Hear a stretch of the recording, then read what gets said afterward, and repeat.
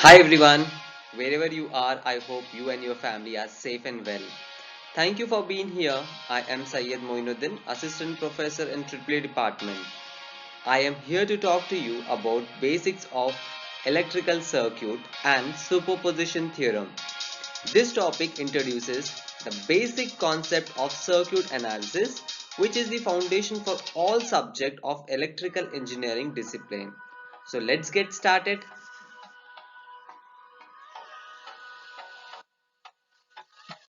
Network elements. We classify network elements into four types. First is active and passive elements. Second is bilateral and unilateral elements. Third one is linear and non-linear elements. And fourth one is lumped and distributed elements.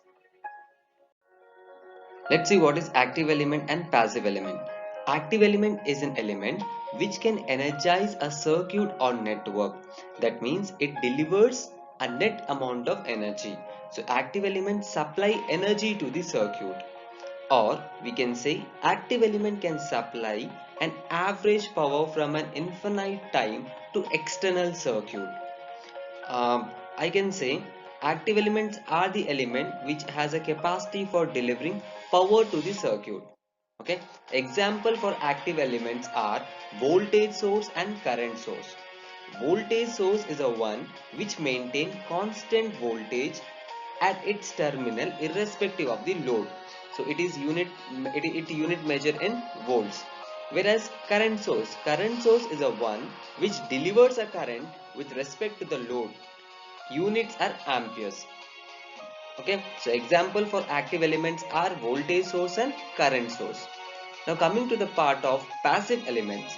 Passive elements are the elements which consumes the energy being delivered by an active element. Okay, some passive elements stores energy. Passive elements utilize electrical energy either by converting or storing it. Passive element cannot supply average power greater than zero for an infinite time to external circuits.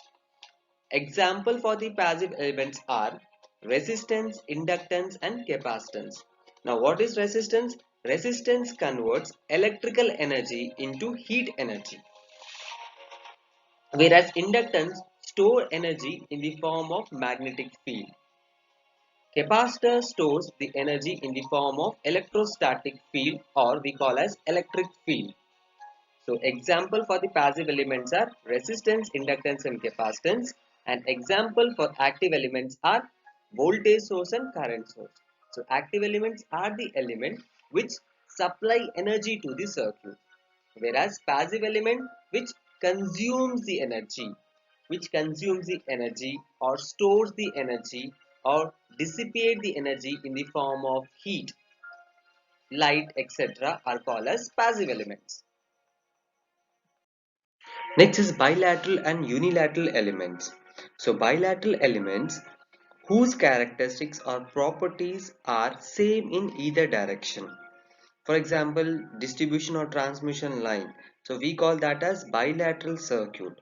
That means the elements have same VI relationship for current flow. VI relationship means voltage current relationship for current flow is same in both the direction. Then elements are called as bilateral elements. The distribution or transmission line can be made to perform its function equally well in either direction. So distribution and the transmission line can perform equally in both the direction. So elements are called as bilateral elements. So example for bilateral elements are conducting wire, resistance. Okay, unilateral elements and unilateral elements whose characteristics or properties will change with the direction of its operation. Okay, and that does not have VI relationship for current flow. So elements are called as unilateral elements, and we can say unilateral elements is reciprocal of bilateral elements.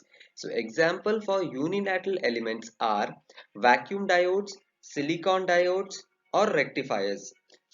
So bilateral elements are the elements which have a same relationship for the current flow in both the direction, whereas unilateral elements will have no same current for both the directions are called as unilateral elements. So reciprocal of bilateral elements are called as unilateral elements. So example for unilateral elements are vacuum diodes, silicon diodes and rectifiers. Third one is linear and non-linear elements. So linear elements is an element whose voltage and current characteristics is a straight line passes through the origin for all the time t. Okay, so linear elements have a VI characteristics is a straight line and it is passes through the origin. Also we can say that linear element which obeys superposition theorem. So linear element which obeys superposition theorem are called as linear elements. Whereas nonlinear elements is an element whose voltage and current characteristics is not a straight line passes through the origin. So here nonlinear elements are reverse of your linear elements, and nonlinear element which does not obey Ohm's law or superposition theorem. We can say anything, linear element which obeys Ohm's law and superposition theorem, whereas nonlinear element which does not obey Ohm's law and superposition theorem. An example for the linear elements are resistance and nonlinear elements are SCR and drag. Last one is lumped and distributed elements. So the lumped elements can be represented with its parameters like resistance or inductance with its total value at a place. In these elements, resistance, inductance or capacitance are distributed and cannot be separated and modeled at a single point, whereas distributed elements are not electrically separable for any analytical purpose. Example for your distributed elements are transmission line has a distributed RLC throughout its length. Next is network theorem. In this theorem, we're going to see superposition theorem. Now, superposition theorem means super means number of voltage source or current source. In short, I can say more number of sources. Position, that means voltage source is replaced by its internal resistance, whereas current source is also replaced by its internal resistance. So voltage source is reduced to zero by short circuit, whereas current source is reduced to zero by open circuit. So we are changing the position of voltage source or current source to the internal resistance, and the name called as superposition theorem. And by end of this theorem we will able to solve, or we can able to apply the theorem for complex circuits. Superposition theorem extend the use of Ohm's law to the circuit with multiple sources. That means wherever we have multiple sources means more than one voltage source or current source, we call that as multiple sources. So wherever we have multiple sources, we can use superposition theorem. Now statement, the current through or voltage across an element in a linear bilateral network equal to the algebraic sum of the current or voltages produced independently by each source. That means multiple sources. See, if you want to calculate the current or voltage in any branch or any any element, if you want to calculate voltage across any element or current through any branch, then if the circuit is multiple source, that means suppose if two voltage sources are there in the circuit, you need to consider one voltage source at a time and reduce other voltage source to zero. Then you have to find out the voltage drop across any element, then consider the second voltage source, and you need to consider the first voltage source to zero, and later on you need to add both the voltage drops so that we'll get a final output. So superposition theorem, in a linear bilateral multi-source network, the response in any element is the algebraic sum of the response obtained by the individual sources, while all other sources are set equal to zero. Now by using superposition theorem, we can determine voltage across any elements and we can determine current through any branches. Now, wherever we want to implement superposition theorem, we have to follow few conditions, and the few conditions should satisfy so that we can implement superposition theorem. First important condition is superposition theorem is valid only for linear systems. It cannot be applied for power because the equation of power is non-linear. So it is applicable only to the linear systems. Second is it is applicable only to the bilateral elements. So the bilateral element means the current is the same amount for polarities of the source voltage. That means the current and the voltage remain same in both the direction. We call that as bilateral elements. And third is it is applicable only to the passive component which do not amplify or rectifiers. And the fourth one is it is not applicable to active components like transistors, semiconductor diodes and electron tubes which are never bilateral. So it is applicable only to a bilateral elements. So in short we can say wherever the elements are linear, bilateral and multi-source network, this theorem can be valid. Few procedures to follow when you are implementing superposition theorem. First is you have to make sure that the circuit consisting of independent sources. Second is as it is a multi-source network, you need to consider one voltage source or one current source at a particular one time. Third one is whenever there is a voltage source is there, you need to short circuit the voltage source, and whenever there is a current source, you need to open circuit. So voltage source is replaced by short circuit and the current source to be replaced by open circuit. Next important procedure is if you find any practical sources, then you need to replace them with a combination of ideal sources and their internal resistances, and short circuit the ideal voltage source and open circuit the ideal current source. By using superposition theorem, calculate current across 10 ohm resistance, that means current across R3. So first you have to check is it a multi-source network or not. It is a multi-source network because there are two voltage sources are acting. V1 is equal to 15 volts and V2 is equal to 13 volts. Now it is a multi-source network. Now according to our statement, whenever there is a multi-source network, the response in any element is the algebraic sum of the response obtained by the individual sources while all other sources are set equal to 0.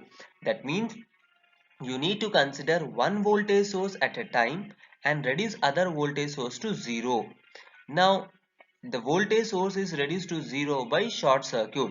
If there are current source, then it should be reduced to 0 by open circuit.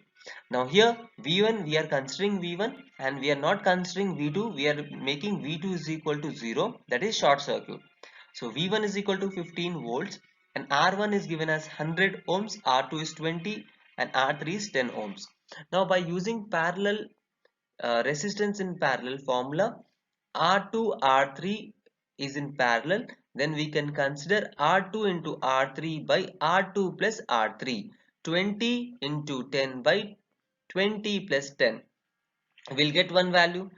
The obtained value will be in series to the resistance R1. So our total resistance will be 106.7 ohms. Now after obtaining total resistance, I will calculate my total current by using formula Ohm's law. V is equal to I into R. From there I can be written as V by R. So V is given as 15 and R is given as 106.7. So the total current I obtain is 0.141 amperes. Now I need to find out my current across 10 ohm resistance, that means current across R3 by using formula, current division formula, that is total current into opposite resistance by total resistance. So current across IR3 is equal to total current is given as 0.141 into opposite resistance of 10 is 20, 20 by 20 plus 10. So I'll get current is equal to 0.094. That is, when voltage V1 is considered, the current across 10 ohms is equal to 0.094 amperes. Now you need to implement V2 is considered and V1 is equal to 0. Previously we have considered V1 and we have shorted V2. Now here we need to consider V2 and we need to short V1. So the circuit can be redrawn as V1 shorted, resistance R1 as it is 100 ohms, R3 10 ohms, R2 20 ohms and V2 is equal to 13 volts. Similarly, 100 and 10 is connected in parallel, so we can calculate parallel resistance by using R1 R3 by R1 plus R3. Then the obtained answer will be in series to R2. So the total resistance R equivalent can be obtained as 29.09 ohms. From here, use Ohm's law. V is equal to I into R. You have V value, you have R value. Calculate total current. So the total current I is equal to V by R. That is equal to 13 by 29.09 ohms. You will get 0.447 amperes. So after obtaining total current, when V2 is considered, okay, we need to calculate current across IR3, that is 10 ohms, that is equal to total current into opposite resistance by total resistance. We call this formula as current division formula, that is total current into opposite resistance by total resistance. So the total current in the circuit obtained when V2 is considered is 0.447 into, for opposite of 10 ohms the resistance is 100 ohms and the total is 100 plus 10, so that is equal to 0.406 amperes. So when V2 is considered, the total current across the circuit is 0.447, and when V2 is considered, the current across 10 ohm resistance is 0.406 amperes. Now when V2 is shorted, total resistance is 106.7 and the total current in the circuit is 0.141 and current across 10 ohm resistance is 0.094 amperes. When V1 is shorted, then total resistance in the circuit, that is called as R equivalent, is equal to 29.09 ohms and total current in the circuit is 0.447 amperes and the current across resistance R3 is equal to 0.406 amperes. Now when both are acting, that means when both voltage 15 volts and 13 voltage is acting, then we need to add both the currents. So if we want to calculate total current, then we need to calculate IT plus IT of both V2 shorted and V1 shorted. Now as per the question, he asks you to calculate current across resistance 10 ohms. Then we need to add IR3 with respect to the V2 shorted and IR3 with respect to the V1 shorted. That is equal to 0.5 amperes. Now we have obtained IR3 is equal to 0.5 amperes. Now with the 0.5 amps flowing in R3, the voltage across R3 must be 5 volts. Ohm's law. The voltage across R1 must be 10 volts according to your KVL, and the voltage across R2 must be 8 volts according to KVL. Now solving for the current in R1 and R2, it will verify the solution agree with the KCL. Okay, the KCL means the sum of current entering the junction is equal to the sum of current leaving the junction. So the sum of current IR1 is equal to 0.1 amperes and IR2 is equal to 0.4 amperes. So the total IR3 is nothing but IR1 plus IR2. that is equal to 0.1 ampere plus 0.4 amperes, that is equal to 0.5 amperes. So IR3 is equal to 0.5 amperes. So superposition theorem is valid and it is proved. Thank you one and all.